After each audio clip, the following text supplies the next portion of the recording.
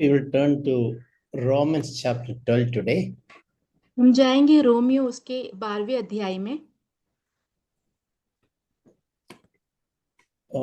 In the book of Romans, Romans chapter 12, from there is a major transition, we can say. और Romeo के 12वां अध्याय से हम देखते हैं कि वहां से एक जो है बदलाव हम देखते हैं। From Romans chapter 1 to verse 11, Paul was explaining the gospel and God's plan for salvation. Romeo के 12वां अध्याय के पहले से लेकर 11 वचन तक जो है प्रेरित पौलुस जो है सुसमाचार के बारे में और परमेश्वर का उद्धार के विषय में क्या योजना है वो बता रहे हैं।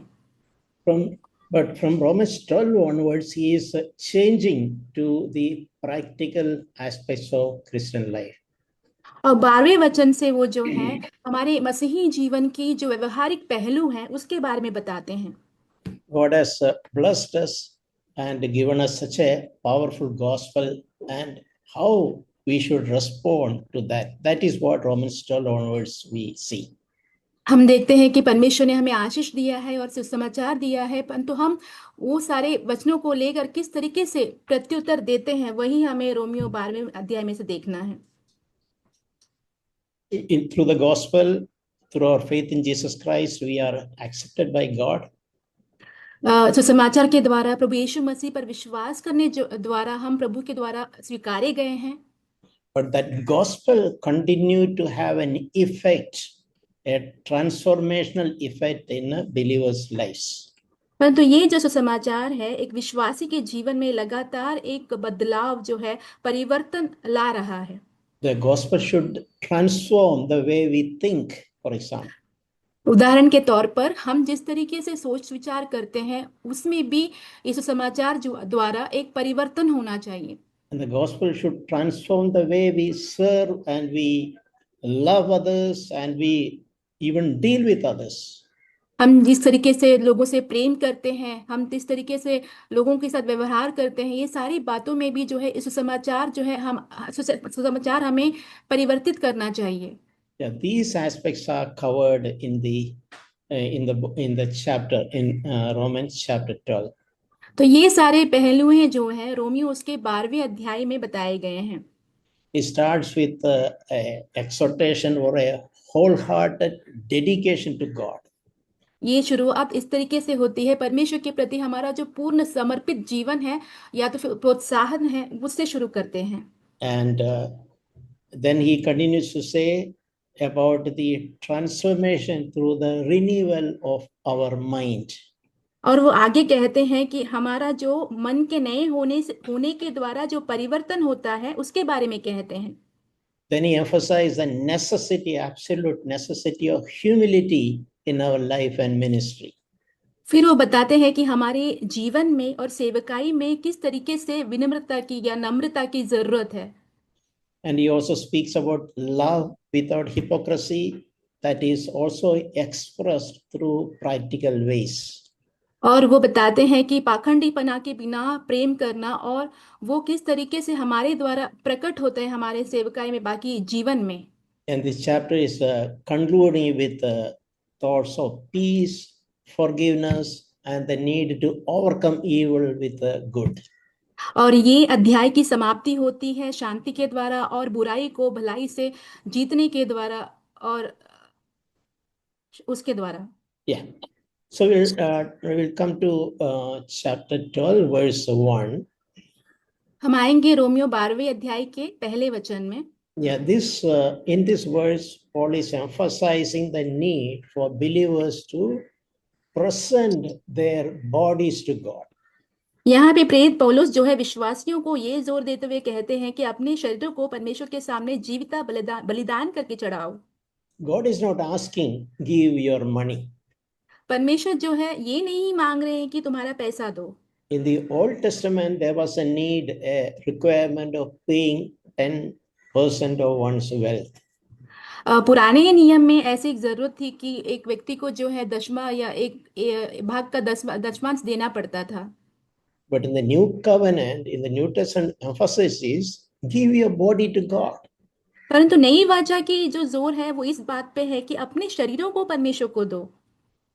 And we read that, I urge you, brethren, by the mercies of God, present your bodies as a living and holy sacrifice, acceptable to God, which is your spiritual service of worship. और यहाँ पे यही बात कही गई है पहले वचन में, इसलिए हे भाइयों मैं तुमसे परमेश्वर की दया स्मरण दिलाकर विनती करता हूँ कि अपने शरीरों को जीवित और पवित्र और परमेश्वर को भावता हुआ बलिदान करके चढ़ाओ, यही तुम्हारी आत्मिक सेवा है। It's a very strong emphasis. ये बहुत ही जबरदस्त एक जोर जोर दिया गया है। You, dear believers, please learn to offer, consecrate, present your bodies, which God has given as a living and holy sacrifice to God. यहाँ पे विश्वासियों को कहा गया है कि तुम्हारे शरीरों को जीविता पवित्र और परमेश्वर को भावता हुआ बलिदान करके चढ़ाओ। And he's also saying your actual worship is offering of a body to God. और यहाँ पे वो ये भी कहते हैं कि आपकी जो सचमुच जो आराधना है वो अपने शरीरों को परमेश्वर को समर्पित करना ही है। It is not just singing some songs on Sunday morning. ये ऐसा नहीं है कि रविवार को सुबह आकर जो है कुछ गीतों को गाएं हम। From Monday to Saturday, when you are alone, when you are at home, when you are workplace, are we giving our body to God? That is what God is looking at. सोमवार से लेके शनिवार तक जब हम अपने घर में होते हैं, काम की जगह पे होते हैं, तब क्या हम अपने परमेश्वर को अपने शरीरों को एक बलिदान के रूप में चढ़ाते हैं? वही हमारी जो है आराधना है। Yeah, that is a real worship. Correct. वही सच्ची आराधना है। You know, in the Old Testament, there was a practice of sacrificing animals to God. पुराने नियम में ऐसी एक रीति चलती थी कि जो है मनुष्य जो है जानवरों को जो है बलि चढ़ा चढ़ा दिया करते थे। So the way it was practiced is the different parts of the body, like hands, legs, they were all separately cut, and that was offered to God. तो वो इस तरह करते थे कि जो हाथ है, पैर है, शरीर के अलग अलग भाग जो है अलग अलग काट के जो है परमेश्वर के सामने वेदी पे चढ़ाया जाता था। That is a reminder for us also in this context. तो उसके तुलना ये हमारे लिए एक स्मरण दिलाने वाली बात भी है। So I should remember that these two eyes which God has given me, it is not mine, it belongs to God. तो मुझे ये याद रखना है कि ये जो दो आंखें मुझे दी गई है वो मेरा नहीं है, वो परमेश्वर का है। And I should watch only things which the Lord is pleased with. और मुझे ऐसी ही चीजें देखनी है जिससे परमेश्वर प्रसन्न है। Because I have offered my eyes to Christ. क्योंकि मैंने अपनी आंखें प्रभु यीशु मसीह को समर्पित कर दी है। And these ears which God has given me, I will listen, hear those things which the Lord is pleased with. और मेरी जो तो कान दिए गए हैं उससे मैं वही चीजें सुनूंगा जो कि परमेश्वर को प्रसन्न करता है। And I offered my mouth also to God, and I will speak things and in such a way that the Lord is pleased. That is what I will seek to do. और मुझे जो मुंह दी गई है परमेश्वर को मैं समर्पित करूंगा, परमेश्वर जैसे चाहते हैं उसी तरीके से उसका इस्तेमाल करूंगा, उसी तरीके से बोलूंगा। In the same way, we can also think my hands, my feet, my whole aspect of my body that I have consecrated to Christ, that all parts of my body should glorify God. और वैसे ही हमारे हाथ पाँव, हमारे शरीर के जितने भी अंग हैं मैंने परमेश्वर के लिए पवित्र ठहराया है, और सब कुछ सारी चीजों का इस्तेमाल परमेश्वर के नाम की महिमा के लिए ही मैं करूंगा। A true Christian will always seek to surrender his body, consecrate his body to Christ. एक सच्चा मसीही जो है हमेशा ही अपने शरीर को जो है परमेश्वर के हाथों में समर्पित करने में, उसे पवित्र करने में जो है लगा रहेगा। Now another place in the Bible, 1 Corinthians chapter 6 verse 19. पहला कुरिन्थियों 6 अध्याय उसके 19वें वचन में हम देखते हैं, We read a similar statement there. यहाँ पे उसी समान एक वाक्य हम पढ़ते हैं। There in 1 Corinthians chapter 16, we read that your body is the temple of the Holy Spirit who is residing in you. यहाँ पे पहला कुरिन्थियों 6:19 में हम पढ़ते हैं कि तुम्हारी जो देह है पवित्र आत्मा का मंदिर है जिसमें पवित्र आत्मा वास करता है। Yeah, in other words, what a noble privilege God has given to us. उसको दूसरे शब्दों में कहा जाए तो कितना ही बड़ा सौभाग्य की बात है जो परमेश्वर ने हमें दी है। God has intended that our body is like a sanctuary, like a temple. परमेश्वर ने हमारे शरीरों को एक पवित्र मंदिर के समान रखा है। No sensible person will defile a temple or a worship place. कोई भी होश में रहने वाला इंसान जो है इस मंदिर को कभी नाश नहीं करेगा, अशुद्ध नहीं करेगा। That is how we should think about our body also. इसी तरीके से हमें अपने शरीर के बारे में भी सोचना है। My body is a temple, my body is a sanctuary, it is a holy place. मेरा जो शरीर जो है एक मंदिर है, एक पवित्र स्थान है। And this is a residence of the Holy Spirit. और इसमें पवित्र आत्मा की वास है। And that's a great privilege when you think about it. जब हम उसके बारे में सोचते हैं तो ये बहुत ही बड़ी सौभाग्य की बात होती है। And we should value it, and we should be thankful to God for choosing our body as a temple. और हमें बहुत ही धन्यवादी होना है और परमेश्वर को महिमा देनी है कि परमेश्वर ने हमारे शरीर को जो है एक पवित्र मंदिर के समान इस्तेमाल किया है। And Paul is also reminding that, remember, your body is not your own. और पौलुस जो है एक और बात स्मरण दिलाते कहते हैं कि ये स्मरण रखो कि ये जो तुम्हारा शरीर है वो तुम्हारा स्वयं का नहीं है। It's a good thing to remember. My body is not mine own. It belongs to Jesus now. ये अच्छी बात है ये स्मरण करना कि ये मेरा जो शरीर है वो मेरा नहीं है, अब से ये प्रभु यीशु मसीह का ही है। And it is a temple, it is sanctuary of the Holy Spirit. और ये पवित्र आत्मा का मंदिर है, पवित्र स्थान है। I hope this thought will definitely encourage and challenge all of us. मैं आशा रखता हूँ कि ये जो सोच जो है हम सभी को जो है प्रोत्साहित करेगा। And then in another side of that is that again encourages us to take the responsibility to keep and maintain the God-given body in good health also. और ये दूसरे पहलू से ऐसा भी होता है कि ये बात हमें ये प्रोत्साहन देता है कि हम ये जो परमेश्वर का मंदिर है, जो शरीर है, उसे जो है तंदुरुस्त भी रखें। Without overeating, without being careless, we have a responsibility to preserve our body as healthy as possible also. जो है एकदम लापरवाह नहीं करते हुए, जरूरत से ज्यादा खाना नहीं खाते हुए अपने जो शरीर परमेश्वर ने दिए हैं उसे तंदुरुस्त रखना भी हमारी जिम्मेदारी है। We'll move to verse 2, Romans 12, verse 2. अब हम जाएंगे रोमियो 12वां अध्याय उसके दूसरे वचन में। There are in this single verse, there are three very powerful thoughts are packed in this single verse. ये एक वचन में जो है तीन जो है बहुत ही सामर्थ्य विचार दिए गए हैं। Yeah, one emphasis is do not be conformed to this world. एक जोर ये दिया गया है कि इस संसार के सदृश ना बनो। Yeah, this is a teaching of the New Testament. और ये नए वाचा की जो है सिखावत है। Believers, God's children are encouraged not to observe the values of this world. परमेश्वर के बच्चों को ये प्रोत्साहन दिया जाता है कि ये जो संसार के जो मूल्य समझने वाली बातें हैं उसे हमें नहीं अपनाना है। It is not just outside, even our inside. We should not carry it away the way the worldly people think. ये सिर्फ बाहरी रूप से नहीं होना चाहिए परंतु हमें अंदरूनी रूप से भी जैसे दुनिया के लोग सोचते हैं करते हैं उस तरीके से करना ही नहीं है। We should not live a life according to the values of these worldly people, ungodly people follow. जो कि ईश्वर रहित लोग हैं, जो कि दुनिया के लोग जिस तरीके से मूल्य देते हैं उस तरीके से हमें अपना जीवन बिताना ही नहीं है। So when inside is transformed, that will be even visible, even outside, even in the way we dress, for example. जब अंदरूनी रूप से बदलाव आता है, परिवर्तन आता है, तो बाहरी रूप से भी ये सारी चीजें जो है दिखाई देती है। उदाहरण के तौर पर हम जिस तरीके से पहनावा पहनते हैं उसमें भी। Even the simple matter of dressing, a good believer will not just imitate and copy shamelessly the ways of the world.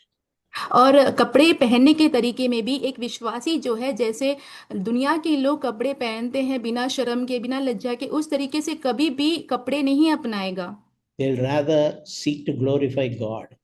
उसके बजाय वो परमेश्वर की महिमा करने के बारे में So सोचेगा। it's good to think in our mind, in our thinking, are we worldly?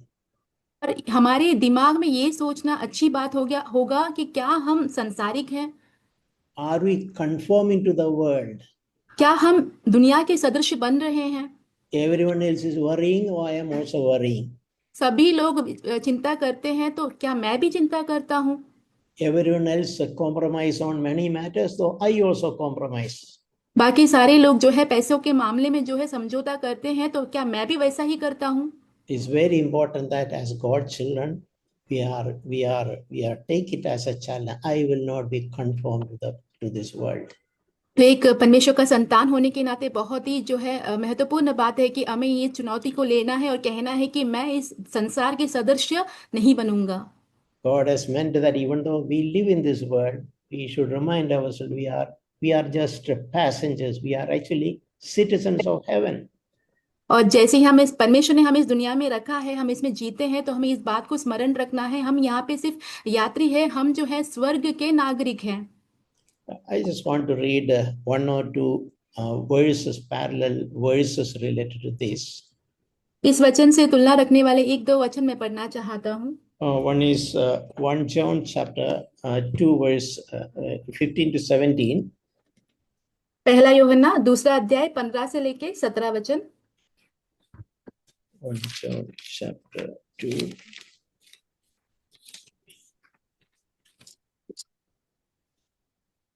Yeah. 1 John chapter 2, verse 15, we read, do not love the world nor the things in the world. If anyone has the love of the world, love of the Father is not in him.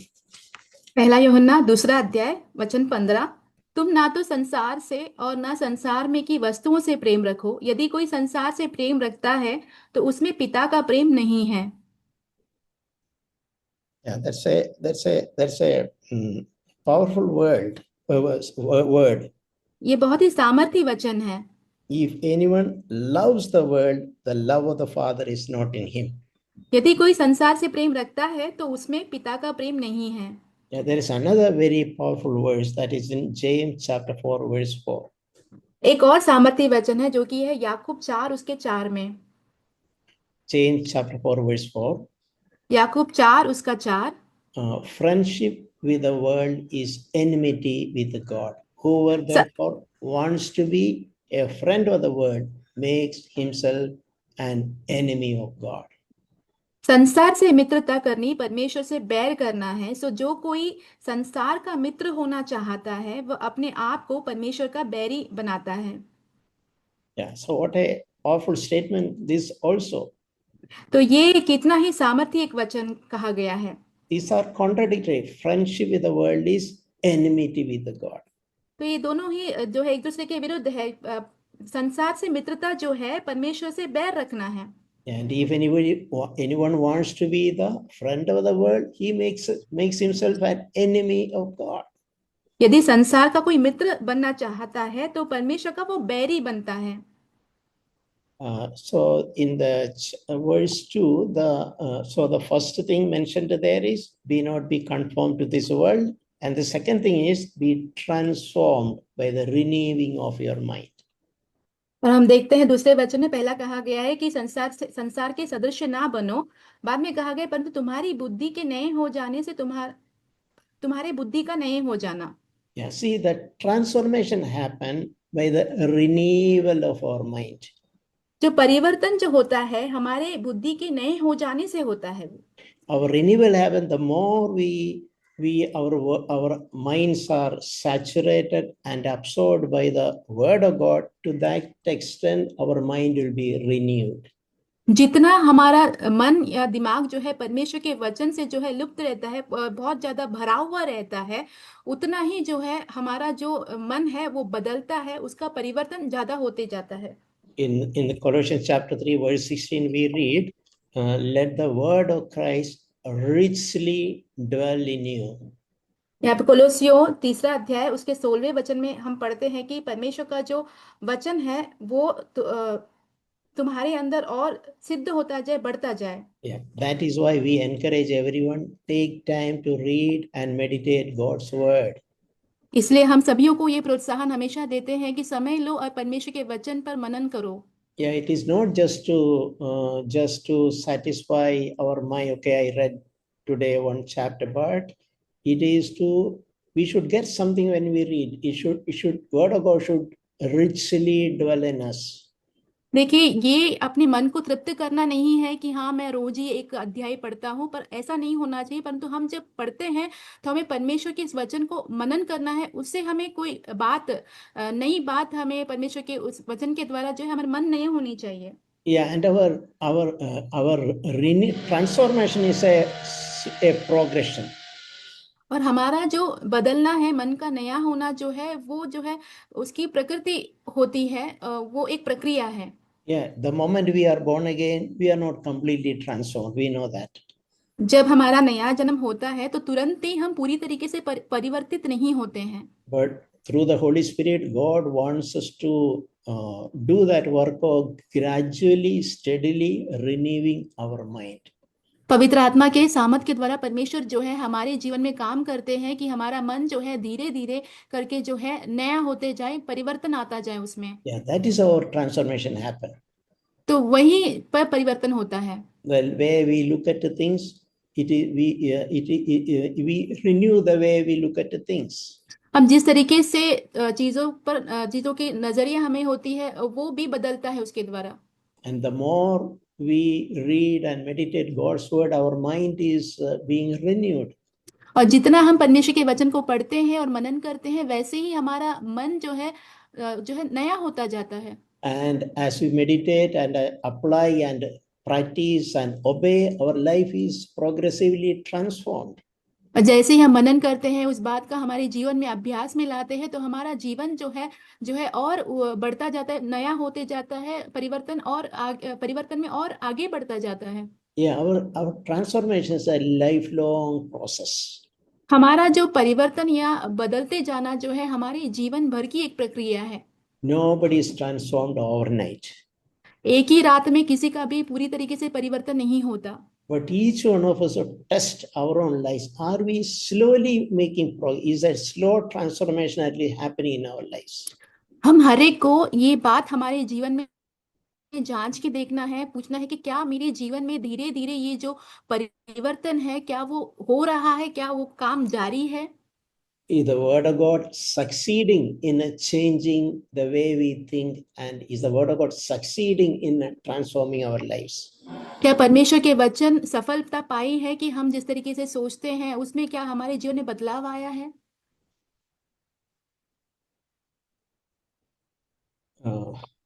Yeah, one matter in this connection is taking charge of our thoughts. और एक बात इससे जुड़ा हुआ ये है कि हमारे जो सोच विचार है उसका नियंत्रण लेना। Our thoughts are linked with our mind. हमारे जो विचार है वो हमारी बुद्धि से जुड़ा हुआ है।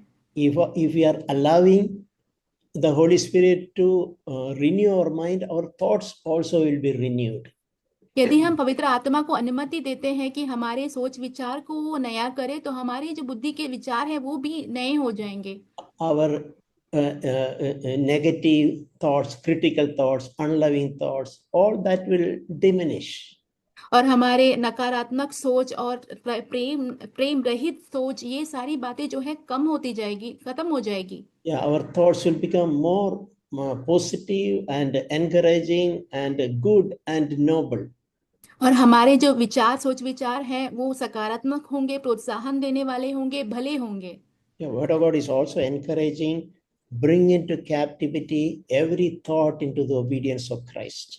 परमेश्वर का वचन हमें ये भी प्रोत्साहन देता है कि सारे हमारे जितने भी सोच विचार है वो से परमेश्वर के आज्ञा पालन के अधीन ले आओ। So in verse 2 we mentioned about do not love the world. Second thing is be transformed by the renew of the mind. और दूसरे वचन में हमने ये देखा कि संसार के सदस्य ना बनो, परंतु तुम्हारी बुद्धि के नए हो जाने से तुम्हारा चाल चलन भी बदलता जाए। And the same verse mentions a very powerful another thing about proving the will of God. और यही वचन में एक और बात जो है बहुत ही मुख्य रूप से कहा गया है कि परमेश्वर की इच्छा को सिद्ध करना। Last part of verse 2 says that you may prove what the will of God is, which is good and acceptable and perfect. उस वचन के आखिरी भाग में ये कहा गया है कि जिससे तुम परमेश्वर की भली और भावती और सिद्ध इच्छा अनुभव से मालूम करते रहो। Yeah, prove means we should seek and we should desire and pursue God's will for us. साबित करना या मालूम करना ये है कि परमेश्वर की इच्छा जो हमारे विषय में है उसको खोजना, उसको हमारे जीवन में जो है पूरा करने की कोशिश करना, उसके पीछे जाना।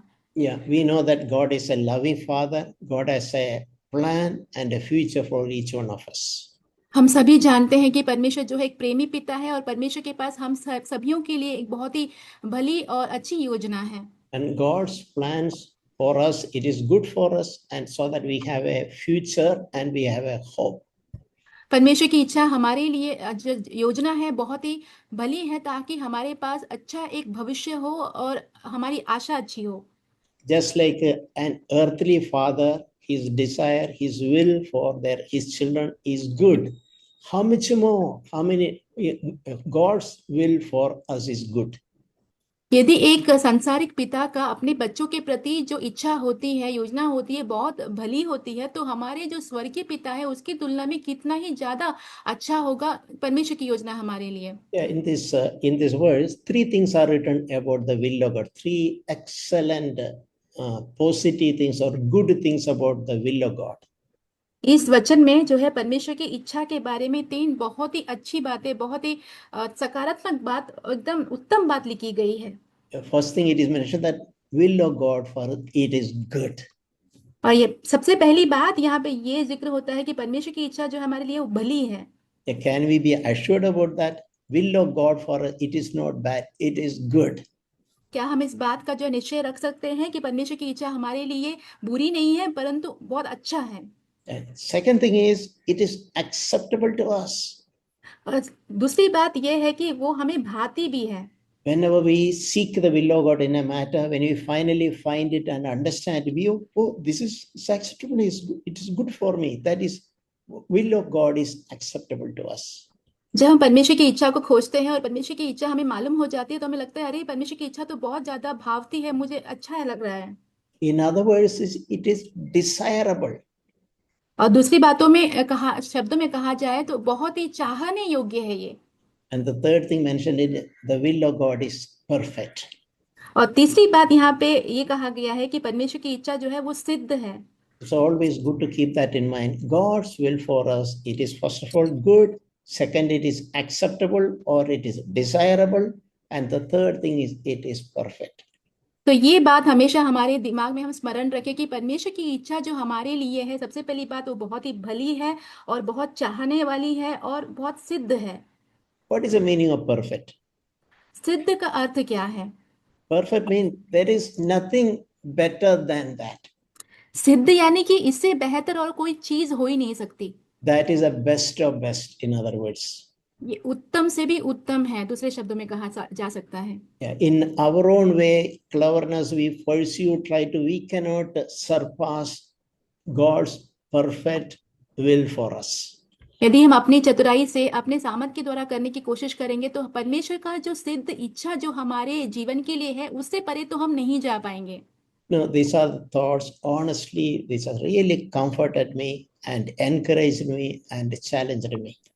ये सारे विचारों ने मुझे बहुत ज्यादा सांत्वना दी है, मुझे प्रोत्साहित किया है और मुझे जो है चुनौती दी है। Now I am in any matter, I am always eager to know what is God's will in this matter. हर एक मामले में मैं हमेशा उत्सुक होता हूँ ये बात को जानने के लिए कि इस विषय में परमेश्वर की इच्छा क्या है। So I know once I know God's will, that is good for me, it is acceptable for me, and it is the best ever.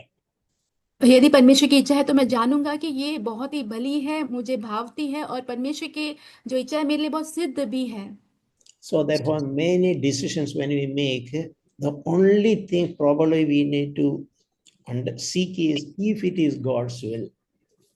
यदि जो भी निर्णय हम लेते हैं उसमें हमें एक ही बात की खोज करनी है और समझना है कि क्या ये परमेश्वर की इच्छा है।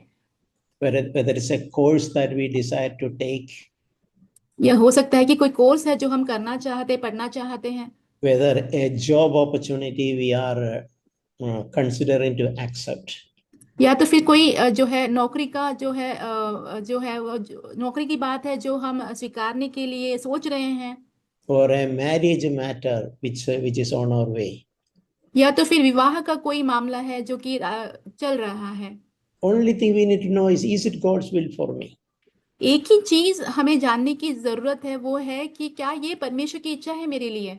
If it is God's will for me, it is good for me, it is acceptable for me, and it is the best. यदि ये परमेश्वर की इच्छा है मेरे लिए तो ये बहुत ही भली है, भावती है और ये बहुत ही सिद्ध है। Very often I sincerely pray like this. कई बार मैं अक्सर ये ऐसा प्रार्थना करता हूँ सच्चाई से, Lord, help me to be right in the center of your will, in the will of God, always.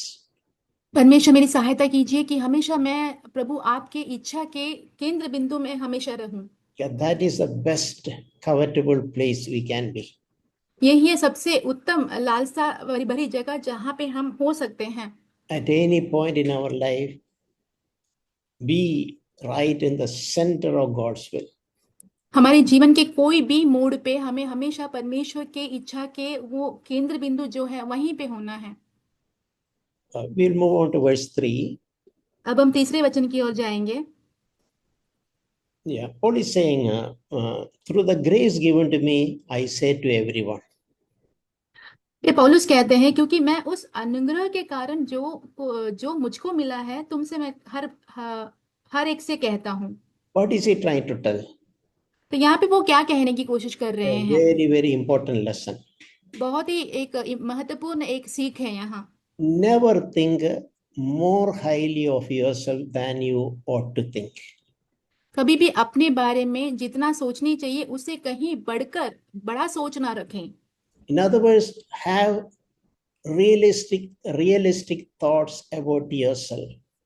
उसको दूसरे शब्दों में कहा जाए तो अपने बारे में, स्वयं के बारे में एकदम सच्चे जो विचार हैं वही होनी चाहिए।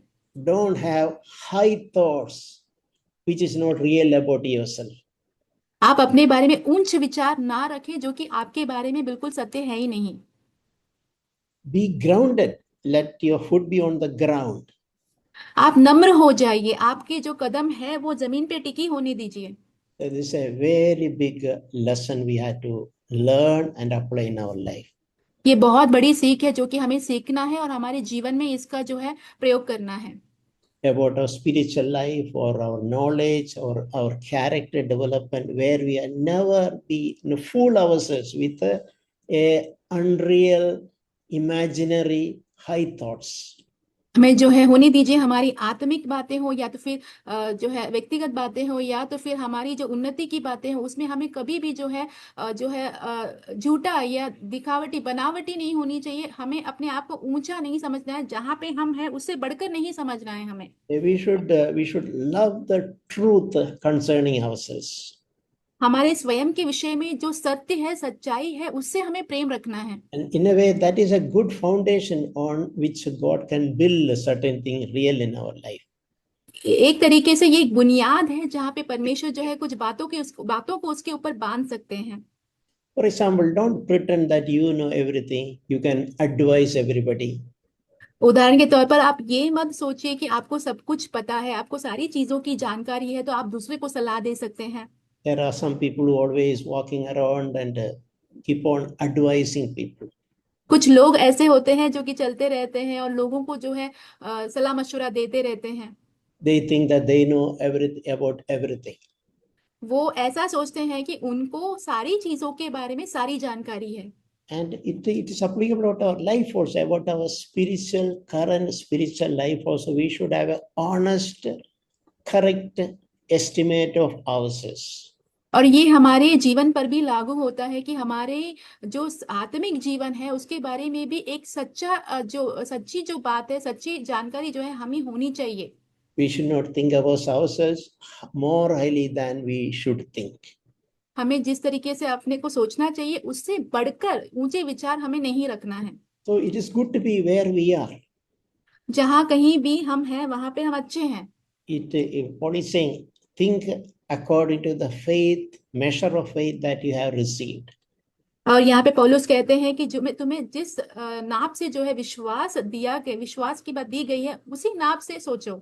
So don't speak and pretend things beyond the level of your faith. तो आपके विश्वास के परे चीजों को दिखाने की कोशिश मत करो, चीजों को करने की कोशिश ना करें आप। You cannot live by the faith of someone else. You cannot imitate others' faith. आप किसी और का नकल नहीं कर सकते हैं, किसी और के विश्वास के समान आप अपने जीवन को नहीं बिता सकते हैं। You have to really work in this area. आपको सच में इस मामले में अपने जीवन इस क्षेत्र में कार्य करना है। Never have high thoughts about yourself, which is not real. जो आपके बारे में सच है ही नहीं, उन चीजों के बारे में कभी भी ऊंचे विचार नहीं रखनी है। In verses 4 to 8, 4 से लेके 8 वचन तक Paul is describing about the ministry in the body of Christ. यहाँ पे पौलुस जो है मसीह की कलीसिया में जो सेवकाई है उसके बारे में बताते हैं। And he is saying connected with a humble service, we can say, in the body of Christ. और मसीह के देह में जो है एक नम्रता भरे सेवकाई इससे ये ताल्लुक रखता है। First of all, he is saying we are many members in the body, and all of us do not have the same function. सबसे पहले वो ये कहते हैं कि क्योंकि जैसे हमारी एक देह में बहुत से अंग हैं और सब अंगों का एक ही सा काम नहीं। Exactly in the way in the human body, every member has different function. That is how in the church also. जैसे कि शरीर में हर एक अंग का अलग अलग काम होता है, वैसे ही कलीसिया में भी ऐसे होता है। Therefore, we should never try to imitate or to pretend or behave like someone else. इसलिए कभी भी हमें दूसरों के जैसा नकल करना या दूसरों के समान जो है बर्ताव बिल्कुल करना नहीं है। We should know that we are many, but we are all part of the body of Christ. हमें ये समझना है कि हम बहुत से अंग हैं और सब अंगों का जो है अलग अलग काम है। So in verse 6, Paul is making a statement as if everyone is given a gift.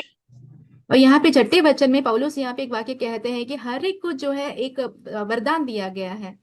And the way he has written it, since we have gifts that differ according to the grace given to each one of us. और वहां पे कहते हैं पौलुस की, और जबकि उस अनुग्रह के अनुसार जो हमें दिया गया है, हमें भिन्न भिन्न वरदान मिले हैं। Yeah, according to the grace that is working each one of us, God has given a gift to everyone in the body of Christ. हर एक को जो परमेश्वर ने अनुग्रह दिया है, उसी के अनुसार जो है हमें भिन्न भिन्न वरदान भी परमेश्वर ने दिए हैं। And everyone should exercise them according to what is given to them. और हर एक को जो है उनको जिस तरीके से कि जिस परिणाम में दिया गया है उसी के अनुसार उसका अभ्यास करना है। So we can remember an example when Jesus said about a master give to servants, one he gave one, another 2, and another 5. यहाँ पे एक उदाहरण का जो है हम याद कर सकते हैं कि प्रभु यीशु मसीह ने जो कहा कि एक स्वामी था जिसने अपने दासों को किसी को 1 दिया, किसी को 5 दिया, किसी को 10 दिया। It's clearly written according to each one's ability to the extent they can manage it. और यहाँ पे बहुत ही स्पष्ट रूप से लिखा गया है कि जिसकी काबिलियत हो उसके अनुसार उसको दिया गया। So what we can understand, probably those who are given 5 talents are very few. और इससे हम क्या समझ सकते हैं कि जिसको 5 तालन दिए गए हैं बहुत कम ही लोग थे वे। But most are given 1 talent. परंतु अधिकतर लोगों को 1 ही तालन दिया गया था। So everyone who are received even 1 talent should use it. और हर एक व्यक्ति जिसको 1 तालन भी मिला हो उसे उसका अभ्यास करना ही है। Yeah, it should be exercised. उसका अभ्यास करना है, इस्तेमाल करना है। Yeah, then he's giving a list of spiritual gifts. उसके बाद जो है आत्मिक वरदानों की एक पट्टी वो बताते हैं। यहाँ is mentioning about prophecy. यहाँ पे वो भविष्यवाणी के बारे में कहते हैं। And he is saying that if you have the gift of prophecy, exercise it according to the proportion of your faith. यहाँ पे वो कहते हैं कि जिसको भविष्यवाणी का दान मिला है वो विश्वास के परिमाण के अनुसार भविष्यवाणी करें। And we know in 1 Corinthians chapter 14, it is mentioned what exactly is the meaning of new covenant prophesy. पहले कुरिन्थियों 14 अध्याय में हम देखते हैं कि परमेश्वर जो है नई वाचा में भविष्यवाणी के बारे में क्या अर्थ बताते हैं, स्पष्ट एक तरीके से वहां पे कहा गया है। Yeah, I'll just read that 1 Corinthians chapter 14. पहला कुरिन्थियों 14 अध्याय।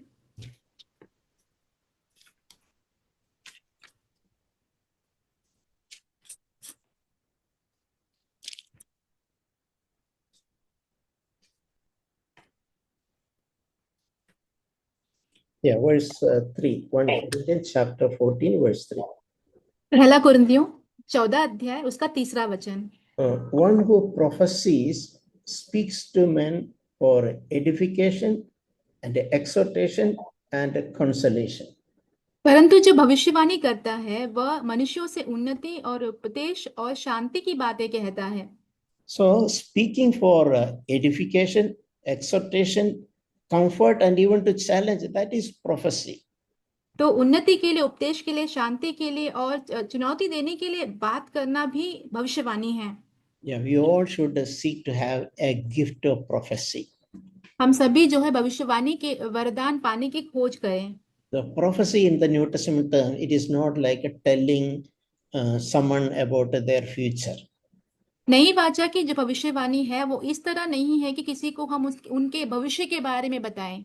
New Testament prophecy is actually speaking words for their encouragement, to challenge them, to comfort them.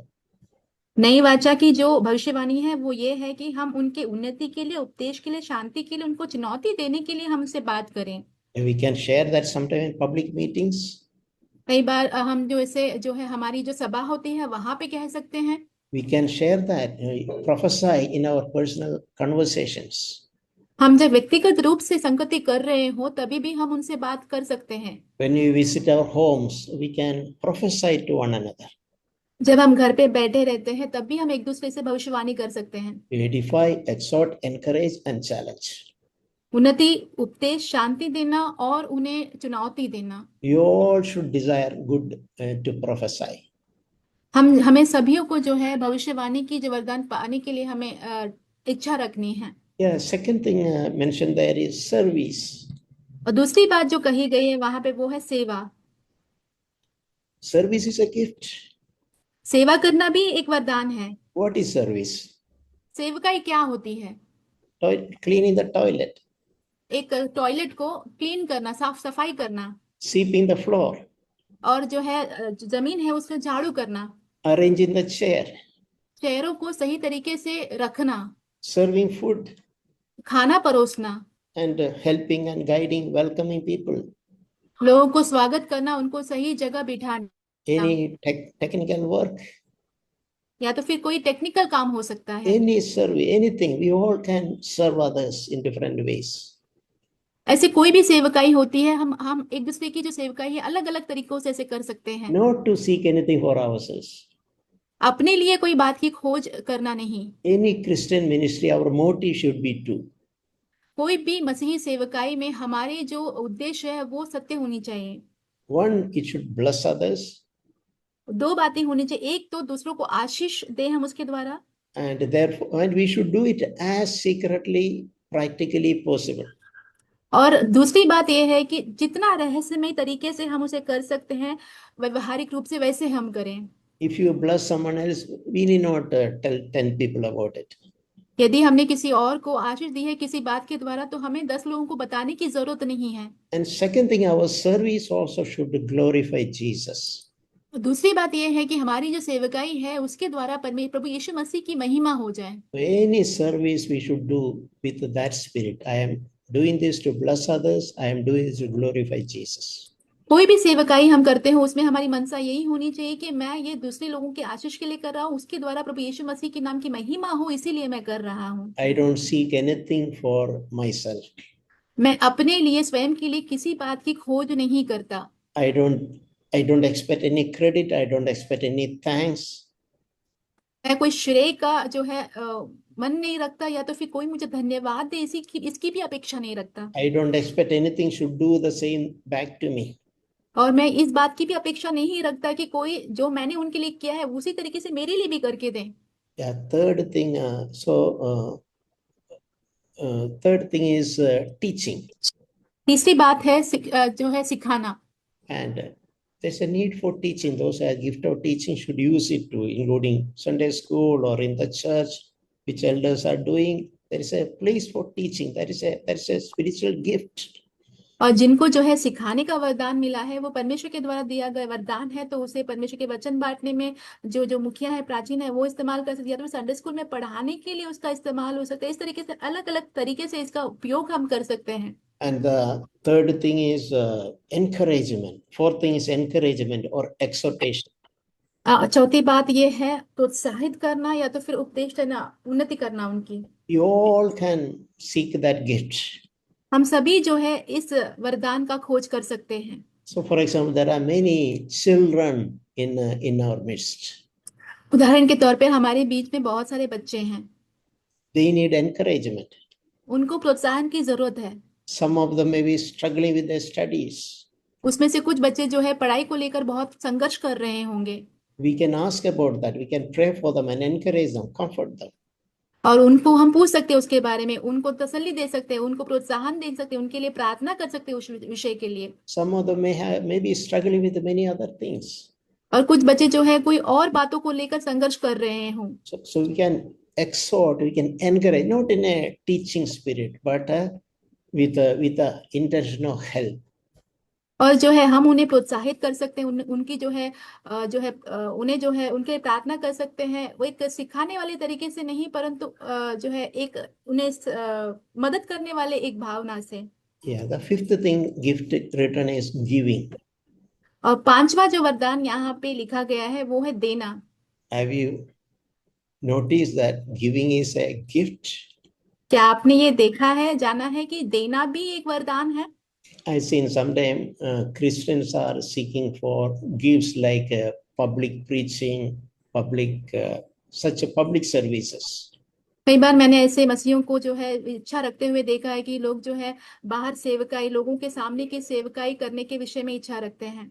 Why don't we seek the gift of giving also? तो फिर हम जो ये देने की जो वरदान है उसकी भी खोज क्यों क्यों ना करें? And about giving, Jesus particularly said, what your right hand is doing, left hand should not know. और प्रभु यीशु मसीह ने इस देने के बारे में बहुत ही स्पष्ट रूप से कहा है कि दाएं हाथ जो देता है वो बाएं हाथ बिल्कुल ना जाने।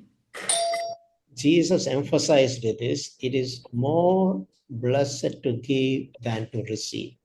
प्रभु यीशु मसीह ने इस बात पर बहुत ज्यादा जोर दिया है कि लेने से ज्यादा देना अच्छा है। Yeah, it is. There is a blessing in receiving. लेने में सच में एक आशीष होती है। When we are in need, God sends somebody and we get a help. It is a blessing without any doubt. जब हमें कोई जरूरत होती है तो परमेश्वर किसी को भेजते हैं, हमें उनसे कुछ प्राप्त होता है, तो सच में वो परमेश्वर के द्वारा दी गई आशीष अच्छी है, अच्छी बात है। But it is more blessed to give.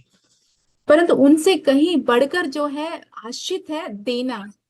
And we can say God's nature is that of giving. और हम ये कह सकते हैं कि परमेश्वर का स्वभाव ही ये है कि वो देते हैं। God is not a stingy God. परमेश्वर एक कंजूस परमेश्वर नहीं है। If he is stingy, many blessings which we enjoy now, God would not have given to us. यदि वो कंजूस होते तो जितने सारे आशीष आज हमारे पास है, मौजूद है, जो प्राप्त है, तो वो सब हमारे पास होते ही नहीं अब। So as God's children, we also should seek to be givers. तो ऐसे क्योंकि हम परमेश्वर के संतान हैं, तो हमें इस बात की खोज करनी चाहिए कि हम भी जो है देने वाले बने। Giving means money giving is just one part. देने का अर्थ में जो है पैसा देना जो है एक भाग हुआ। It is an attitude. It's a heart to reach out and give and help. वो एक मन ऐसा होता है कि हम लोगों तक पहुंचे, उन्हें हम दें। All within our capacity. जितना हमसे हो सकता हो उतना। But do we have a heart to give? परंतु क्या हमारे हृदय में ऐसी बात है कि हम उन्हें दें? Do we rejoice to give? क्या हम देने में आनंदित होते हैं? Or we are happy in receiving? या तो फिर हम जब हमें मिलता है कुछ तब खुश होते हैं। So giving is, in whichever way, giving is something which all we seek to receive, that gift of giving. तो हमें जो है ये जो देने का जो वरदान है, हम सभियों को जो है ये पाने की इच्छा या खोज करनी है। Paul is listing another uh, spiritual gift as leadership. और यहाँ पे पौलुस एक और वरदान के बारे में बात करते हैं जो कि है जो है प्राचीन बनना। It's actually leadership. It doesn't mean prachin elders. अगुआ। हाँ sir. It is providing leadership in many things. अगुआ बनना यानी कि वो हर एक बातों में जो है अगुवाई करने की एक बात। Yeah, we need leaders. हमें अगुओं की जरूरत है। At body of Christ need us at every level. और एक मसीह के देह को हर एक स्तर पर जो है अगुओं की जरूरत है। So leadership means willingness to take initiative. अगुआ बनना यानी कि हम जो है पहला कदम लेने में इच्छुक हो। Okay, we see a need there and nobody is telling, but I find it. I am reaching. I am willing to do it. मैंने वहां पे एक जरूरत देखी, किसी और को जाने की इच्छा नहीं है, तो ठीक है, मैं जाने के लिए इच्छुक हूँ, मैं जाऊंगा। And the last one is showing mercy. आखिरी बात है दया दिखाना। Showing mercy is also described as a gift. और दया दिखाना भी एक वरदान के रूप में ही कहा गया है। And in the church also, there is a lot of need to show mercy. कलीसिया के अंदर भी दया दिखाने की बहुत ज्यादा जरूरत है। There are weak people. कमजोर लोग हैं कलीसिया में। There are feeble-minded people. बहुत ही कमजोर मन वाले लोग हैं। There are people who quickly get anxious, become anxious. और ऐसे भी कुछ लोग होते हैं बहुत जल्दी से जो है चिंतित हो जाते हैं। And who are slow sometimes. कई बार वो लोग कुछ बहुत धीमे हो जाते हैं। Who make slow progress. जो कि धीमे धीमे से प्रगति कर रहे हो। There's a need for showing mercy. उन सभियों के लिए जो है दया दिखाने की जरूरत होती है। So I leave this to your personal meditation. तो मैं ये बात जो है आपकी व्यक्तिगत मनन के लिए मैं छोड़ता हूँ। May God help us with this word. परमेश्वर हमारी सहायता करे इन वचनों के द्वारा। And help us, let us respond to what God is doing in our life in a good way. परमेश्वर जो हमारे जीवन में कर रहे हैं वो अच्छी बात से जो है हम उसका प्रत्युत्तर दें। Let the power of the gospel do a marvelous work inside our lives. सुसमाचार का जो सामर्थ्य है वो हमारे जीवन के अंदर जो है अद्भुत कार्य करे। And let that progress be evident to everyone. और ये जो हमारी उन्नति हो रही है, प्रगति हो रही है, वो सबको दिखाई दे। Amen.